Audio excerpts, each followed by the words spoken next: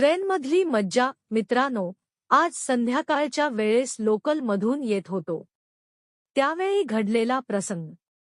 डब्यात जास्त गर्दी नव्हती, पण बसायलाही जागा नव्हती. समोरच्या सीटवर एक यूपीची गृहिणी अंदाजे 35ची चौथ्या सीटवर बसली होती. यूपीची असली तरी गावठी नव्हती, पण हाई क्लास पण नव्हती. सहावारी गोल साडी नेसली होती.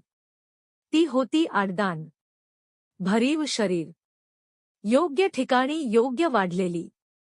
साडीच्या पदरावर छातीवर घट्ट ब्लाउजमुळे स्तनाचा उभार दिसत होता. ती चौथ्या सीटवर अशाप्रकारे बसलेली होती की तिसऱ्या सीटवरच्या पुरुषाला वाटावा तोच चौथ्या सीटवर बसला आहे. तो बिचारा अगदीच आखडून बसला होता. सुरुवातीला बिचारा वाटणारा तो नंतर चांगलाच वस्ताद निघाला. त्याचे प्रताप पाहून मला त्याचा हेवा वाटला. तिसऱ्या सीटवर आखडून बसलेल्याचा त्याने पुरेपूर फायदा घेतला. ती त्याच्या डाव्या बाजूला बसली होती. चौथ्या सीटवर बसल्यामुळे ती बाहेरच्या बाजूला तोंड करून बसली होती, त्यामुळे तिची त्याच्याकडे पाठ होती. महाशांनी मग आपल्या हाताची घडी घातली, त्यामुळे त्याच्या उजव्या हाताची बोटं तिच्या दिशेने आली. ती चिकटून बसल्यामुळे त्याची बोटं तिच्या स्तनाच्या बाजूला स्पर्श करत होती. स्तनाचा स्पर्श होताच तो स्तब्ध झाला. बोटं थोडी सुद्धा हलवली नाहीत. तो परिस्थितीचा पुरेपूर फायदा घेत होता. हळूहळू त्याचा धीर चेपला आणि त्याची बोटं थोडी आणखी पुढे सरकली आणि त्यांनी तिच्या स्तनाच्या फुगीर भागाला स्पर्श केला.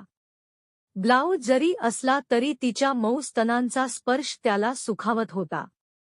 तुम्हाला यूपीच्या स्त्रियांची देहष्ठी माहीत असेलच.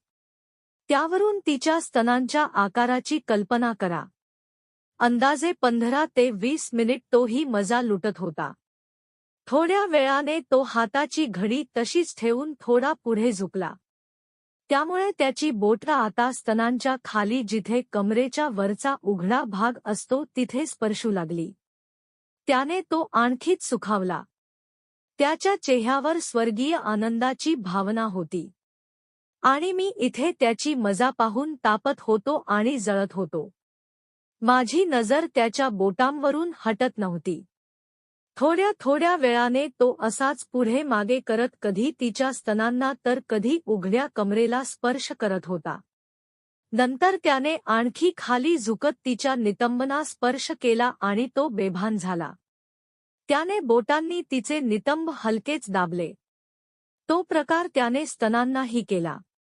थोड्या वेळाने समोरची सीट रिकामी झाली आणि ती बाई तिथे बसली. त्यामुळे त्याचा हिरमोड झाला आणि माझाही. पण तो प्रसंग आठवून अजूनही माझा ताठ होतो.